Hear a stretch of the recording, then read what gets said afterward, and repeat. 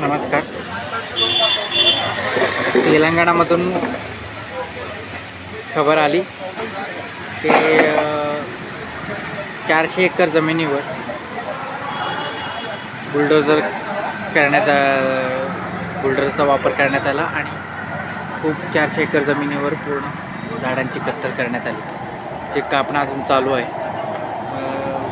प्रश्न असा पडला आहे, आता जिथं ते प्राणी वगैरे पक्षी वगैरे आहेत किंवा जे काही जीव वगैरे आहेत, लहान पक्षी वगैरे असून जे काही मोर वगैरे आहे, तर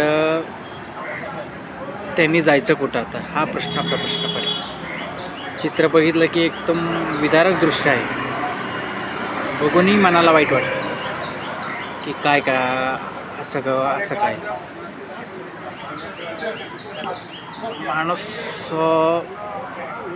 प्रगती करतो, ठीक आहे, पण एक प्रश्न असा पडतो की स्वतःच्या प्रगतीसाठी तुम्ही झाडांची कत्तल करणं हे योग्य आहे का, ह्याच्या बाबतीत पण विचार करणं फार महत्त्वाचं आहे. झाडे लावा, झाडे जगवा ही मोहीम आपण राबवतो, सगळं करतो, पण त्याच्यावर विचार करणं पण फार महत्त्वाचं आहे.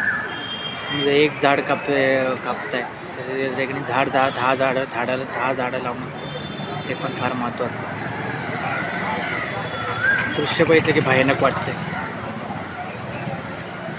ह्याच्यावर आता नक्की विचार केला पाहिजे.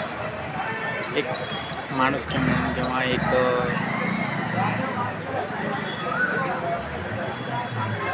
माणुसकीच्या नात्याने किंवा आपल्या पर्यावरण संरक्षणासाठी ठोस पावलं उचलली गेली पाहिजे.